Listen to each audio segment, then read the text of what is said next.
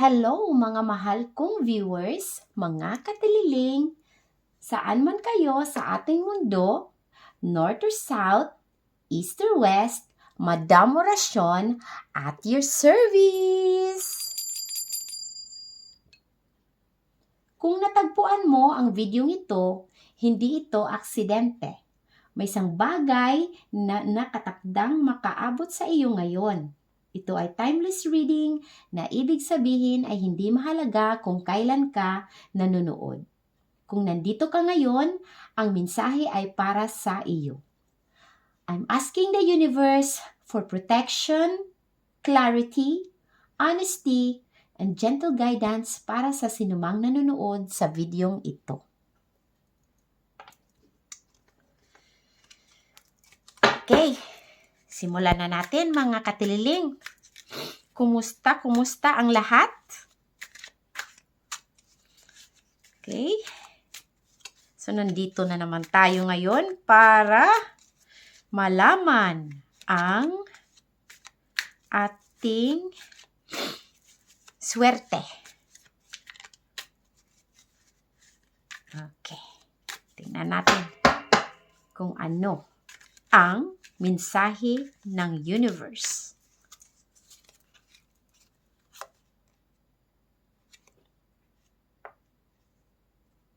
Okay. We have Two of Wands. Hindi yan kasali. Then we have the Hermit. Yan. What else? Ay! Nahulog. Ano yun? Dali. We have here the Sun. We have the Sun. Then we have Knight of Wands. Next is King of Wands. Parang mga wands ito. Knight of Swords. We have Nine of Wands. Ulit, mga wands. Ang daming wands. The Hangman. And last is the High Priestess. So, ito ngayon ang ating mga baraha na lumabas. Ayan. So, simulan natin sa unang baraha. Try ni Madam Orasyon na basahin. Okay, ang una ay Two of Wands. Ito yung kasalukuyan, yung present, the heart of the matter. Okay, so ito talaga yung focus sa ngayon. We have the Two of Wands. So sa numerology, pag 2, ibig sabihin nito, merong partnership, yan, may choices, may mga options, may balance, may duality. Basta parang may dalawa. Like dito, dalawang wands. Okay? So, maaring may partnership. So, depende kung anong sitwasyon kayo meron ngayon. For example, sa career, maaring makikipag-collaborate kayo sa isang tao, sa isang negosyo. Kung may negosyo ka, meron siyang negosyo. So, magtutulungan, magko-collaborate kayo. Ganyan. May partnership na nakikita dyan. Ganyan. Or magsasign kayo ng contract na partnership. May partnership kayo, kung ano man iyan. Pwede rin sa school. Pwede rin to sa school. Meron kang kagrupo, tigda-dalawa. Bawat isang grupo, 2 members, 2 kayo. So, maaaring ganun. May partnership, may samahan. Pwedeng magkaibigan din. Ganyan. O magkaibigan. Kung magkaibigan o magkaibigan. Pwede rin. Tapos, meron din maaaring mga choices na kailangan mong pagpilian. Depende sa anong sitwasyon meron ka. May mga darating na kailangan mong pumili. Siguro, sa larangan ng pag-ibig, may 2 kang manliligaw, for example. So, pipili ka ng isa. May choices ka na gagawin. Ganyan. Or pwede rin, may bibilhin ka na gustong-gusto mo, tapos nakita mo dalawa. May dalawa siya na gustong-gusto mo, pero kailangan isa lang ang bilhin mo. So, kailangan mong pumili. Ganon din. Basta may pagpipilian ka. Tapos may duality. Yan. So, itry nyo kung nagre-resonate ito sa inyo. Okay? So, isulat sa comment section kung ano ang mga gusto ninyong i-manifest. Like that. Or kung ano. Or pwede rin isulat, I claim it. I claim for positive energy. Kung nakaka-resonate kayo, so please comment down below. So anything, kung ano yung gusto nyong i-manifest na nagkakaroon kayo ng choices. Siguro yun. Ang swerte naman pag dalawa yung gusto nyo, tapos dumating bigla, di ba? Pwede rin to sa trabaho. For example, nag-apply kayo ng maraming uri ng trabaho. Kahit ano na lang, in-applyan ninyo. Tapos bigla nagsidatingan. Ngayon, kailangan mong mamili kung ano ang pipiliin mo sa mga na-apply mo na trabaho. Kasi lahat, ayan, lahat dumating sa'yo. So, yun. So, parang ganun. So, sana, positive. Lahat positive ang darating, ha? Huwag yung negative. Maaaring negatibo din ang dumating na kailangan mong pagpilian kung ano ang mas lesser na na hindi masyadong nakaka-apekto sa inyo, like mga problema. 'Di ba? Marami mga problema. Pagpipilian ninyo kung ano yung i-embrace ninyo na problema, ganun. Pero huwag tayong mag-focus sa negatibo. Positive lang tayo, okay? So, hopefully, mag-manifest lahat mga magaganda ang darating, tapos pagpipilian mo kung ano yung pinaka-best. 'Di ba? Yun yung pinaka-maganda. So, yan yung sa kasalukuyan. Ngayon, tingnan natin yung nangyari, yung past. Ayan. Dito nakalagay, the Hermit. Pag Hermit kasi, ibig sabihin nito, ano to nagkakaroon ka ng awareness sa mga surroundings mo, sa mga bagay-bagay, sa mga taong nakapalibot. Basta nagkakaroon ka ng awareness sa lahat ng bagay. Yan yung Hermit. Tapos, gusto mong mapag-isa, ganyan. Nag-self-meditate ka, parang ayaw mong lumabas, stay ka lang sa bahay. Parang ano lang, nagfo-focus ka lang ng sarili mo, sa sarili mo. Ganon yung Hermit. Okay? So, ayaw mo ng ingay, gusto mo tahimik, with solitude, peace and quiet. Yan yung Hermit. So, napagdaanan mo ito sa past. Pinagdaanan mo ito. Pero tapos na, nangyari na ito. So, maaring may naganap na gusto mong mapag-isa, gusto mo stress-free ka, malayo ka sa mga stress, sa ingay, ganyan. So, yon. So, dahil dito, nagkakaroon ka ng wisdom. Yun nga, awareness. Ganyan. So, iniisip mo ano ba talaga yung nararamdaman mo, ano yung mga nasa isip mo, parang nakakapag-muni-muni ka. Yan. Kung ano talaga mga gusto mo sa buhay, nagkakaroon ka ng mga realization. So, ito yun. So, maaari dito, nagmumuni-muni ka, o sa kasalukuyan, o handa ka nang makibak ka. Kung ano man yung mga plano mo dito, na gusto mong gawin, ano yung mga na-realize mo. So, yun dito, start ka na dito gumawa ng aksyon. Kasi yan parang action yan. So, yan. Okay? Tapos, din, yung element ng wand, fire. Naglalagablab. Ayan, yan. Meron kang dyan, passion. Malakas yung passion mo. So, yon. O, dito tayo sa future nyo. Future is the sun. So, very positive. Ito yung magiging resulta sa lahat ng mga ginagawa nyo sa ngayon. Sa ginagawa nyo sa ngayon, so ito na yung mangyayari sa future, sa hinaharap. Maaring mangyari ito. Okay? So, dito, the sun. Very, very nice card ang sun. Maliwanag, may ilaw. Diba? Pag sun, maganda. Lahat positibo. Happy, may joy. Ayan, may happiness ka, fulfillment, success. Yan ang ibig sabihin ng Sun. Okay? So, sana, I hope mag-manifest ito. So, I repeat, you write in the comment below, I manifest all the good things, all the positive energy.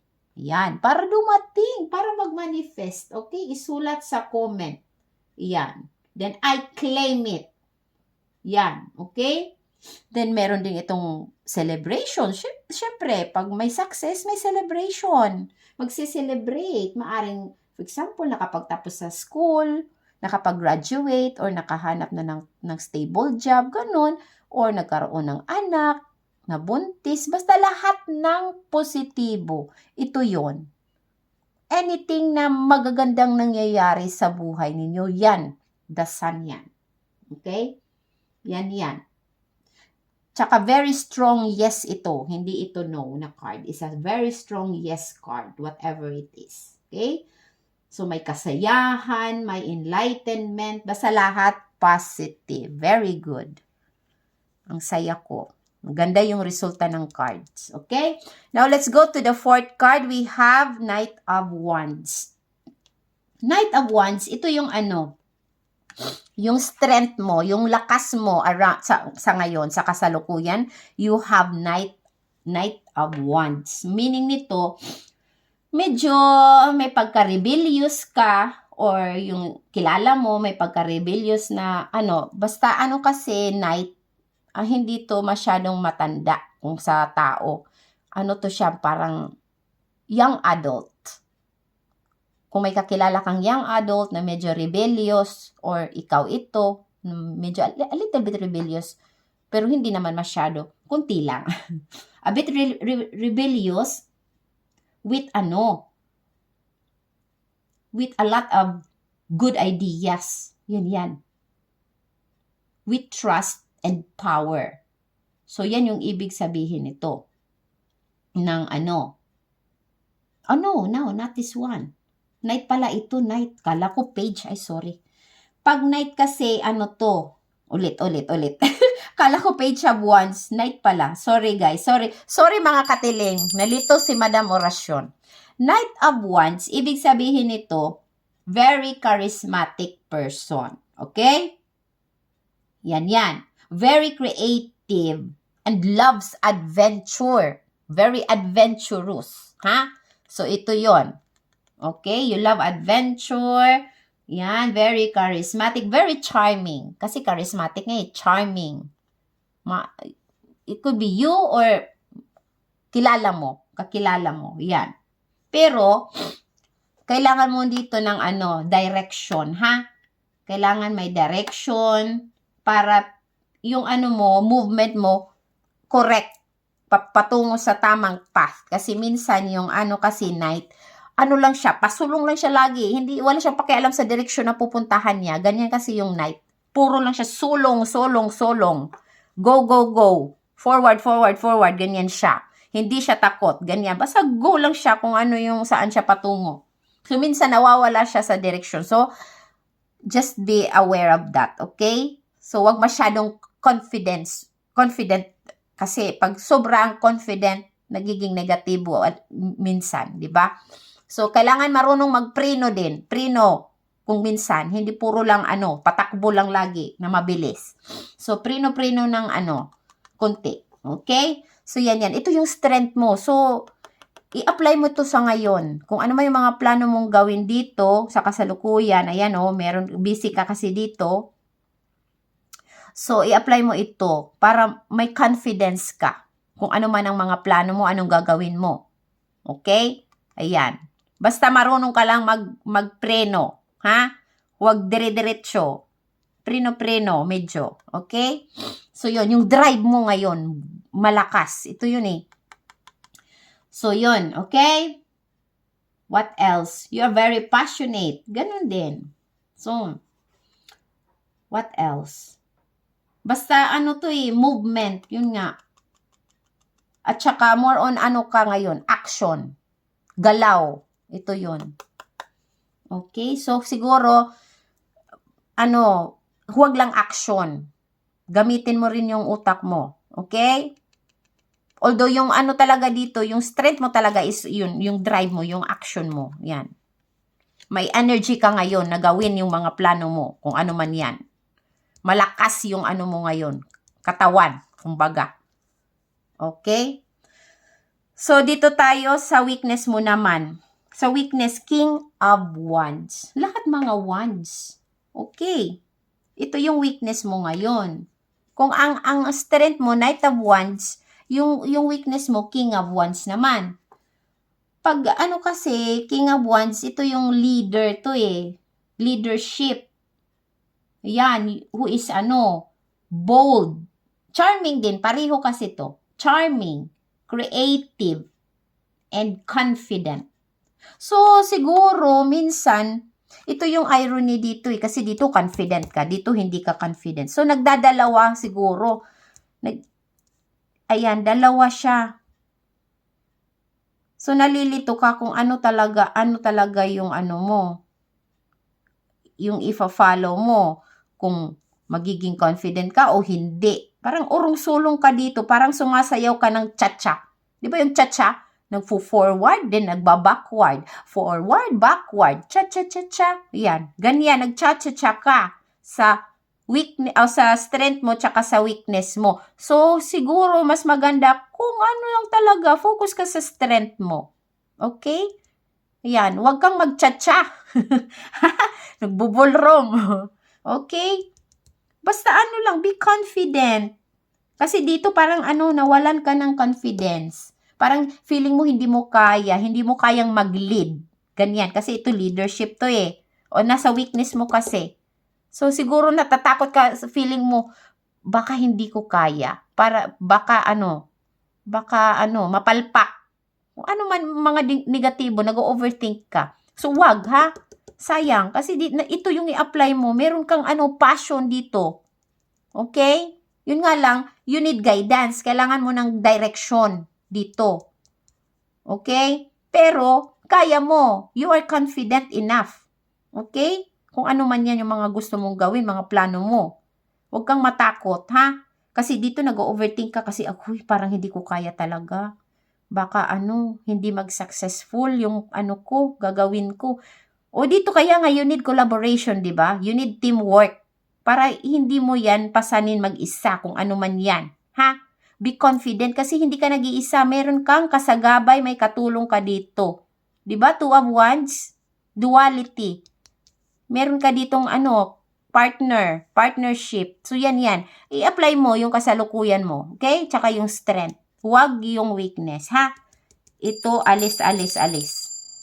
Okay. So let's continue dito sa earth. Sa earth element tayo dito. Earth area, we have Knight of Swords. Ayan, marami talagang mga dito, mga court cards. Knight of Swords. Pag Knight, tingnan mo, fearless. Ito yung fearless. So, ayan meron siyang itak, sword. Yan hindi siya takot. Sabi nga, wag kang matakot. Yan itak. Sulong din siya, sulong. Kasi yan yung mga knights, pasulong lagi, pasulong yan sila. Ha? So, sa Knight of Swords, fearless. Yan. Ano pa? With quick action toward goal. Yun nga. Mag-partner yan sila ni Knight of Wands. Yan. Okay? Same yung nila. Yung layunin nila, yung goals nila, pareho. Pareho silang sulong mga kapatid. Yan. Ha? Kung sa to, sa career ito na area, or sa health. So, pag career or health, whatever your plan is, go. Huwag mag-alinlangan, ha? Sabi ni Knight of Swords kasi nandito to sa earth area. Earth area meaning career, money, wealth, or health. So, yun. Kung gusto mong magpa-check up ka din. Ito yung tamang oras, tamang panahon para gawin yon. Magpa-check up ka kung may nararamdaman kang hindi maganda sa katawan mo. Or parang basta, may kutob ka na hindi maganda. So, do it. Huwag kang matakot. Okay? Para masolusyonan kung ano man yan. Kung sa health yan. Kung sa career yan, go. Sa trabaho yan, apply it. Pag mag-apply ka kung yan yung gusto mo, may opening, may nagja-job hunt ka, go, wag kang matakot. Or whatever, kung ano yung mga plano mo. Gusto mo maglakbay, go. Okay? Yun. Basta kung ano yung gusto ng puso mo, follow it. Go. Okay? O next, dito tayo sa, air naman. Air element dito. Air area. Sa air naman, mostly sa mindset mo. So, nakalagay dito, 9 of Wands. Pag 9 kasi, ibig sabihin nito, near completion, manifestation, fruition, attainment, or your fate. Yung magaganap. So, yun. Yun yung ibig sabihin ng 9. So, since ito ay 9 of Wands, meaning naman ito ay, you are very resilient, whatever it is. Kung sa mga problema, nakatayo ka pa rin. Hindi ka bumabagsak. Ayan, kahit nahihirapan ka na, nakatayo ka pa rin. Okay? You're fighting. Yan. Hindi ka sumusuko. So, yun nga, sulong lang. Wag sumuko. Sa mindset mo, yun, ha? Wag be resilient. Wag ka ditong matakot dito kay King of Wands. Tingnan mo yung weakness mo. Dito, natalo ka na dito. Sumuko ka dito. So, dito, sabi ni 9 of Wands, do not, be scared. See? Kaya mo. Kahit mahirap pa yan sa isip mo. Actually, sa mindset lang to eh. Sa isip mo, bugbog sarado ka na, natakot ka na, parang hindi mo na kaya. No. Ibahin mo yung mindset mo dito, ha? Just be resilient, sabi ni 9 of Wands. So, yun. Okay? Gets na gets. Yan, ha? Yan. You should be persistent. Ayan. Be defensive. Ayan, maglagay ka ng depensa kung ano man yan. Kung may mga umaatake sa'yo, maglagay ka ng depensa. Okay? So, yun sabi. Yan. Huwag susuko, never surrender. Okay, next dito na tayo sa drive mo, sa passion mo, sa fire area dito. We have the Hangman. Naku, yung the Hangman kasi parang, tumuwad ka. Ito yung the Hangman, nakatuwad. Bakit nakatuwad? Kasi parang nag-surrender ka dito. Yun. Parang siguro napagod ka na kung ano man yung ginagawa mo na, parang, walang patutunguhan tong ginagawa ko. Kung ano man to.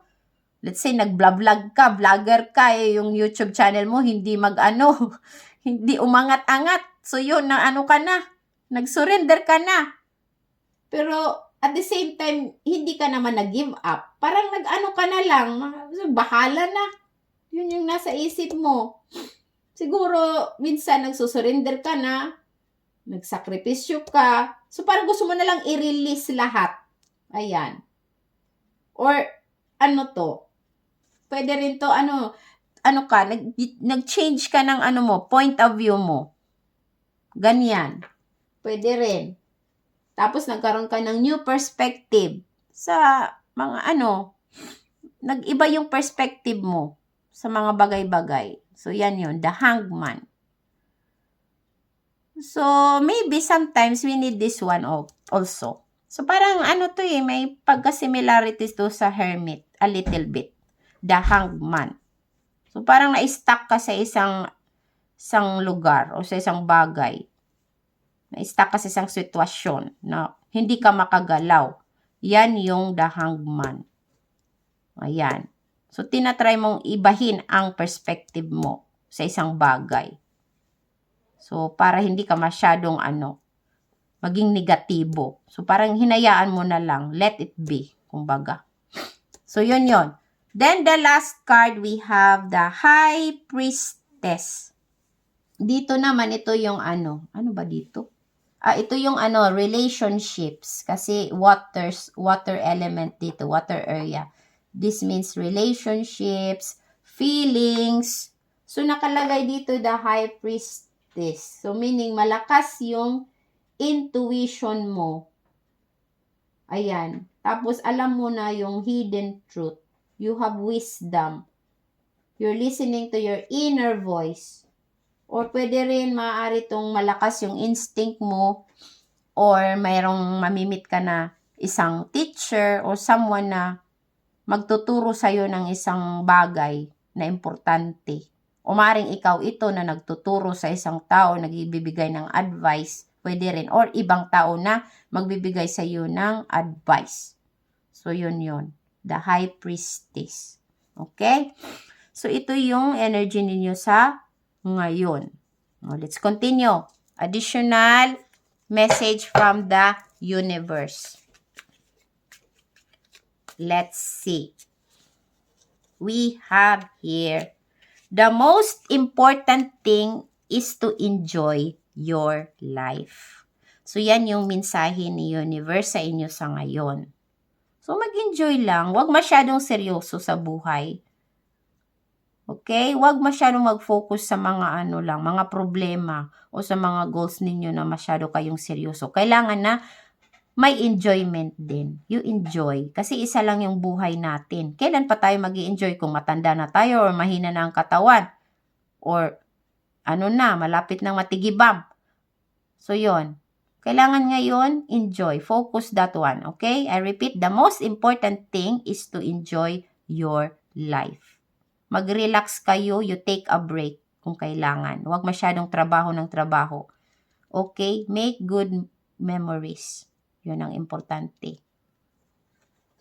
And the last, gumawa ng isang tanong. Kahit anong tanong, basta ang sagot, yes or no. Itanong kay universe, isulat sa comment section. Okay? Okay, magbibilang ako ng 3, then ilalabas ko kung ano ang sagot ni universe. Handa na ang lahat? Okay. 1, 2, 3. And the answer is, ito na naman yung sagot. Laging ito yung lumalabas. The current energies are not leading in that direction at present. I repeat, ito yung sagot ni universe. The current energies are not leading in that direction at present. So, that's it. Kung nag-resonate ang mensaheng ito, maaari ninyong i-like ang video. Makakatulong ito upang maabot ng video ito ang iba na maaaring nangangailangan nito. Feel free to subscribe if you'd like more timeless readings like this. Thank you for being here. Take care of yourself. Goodbye for now. Madam Orasyon at your service.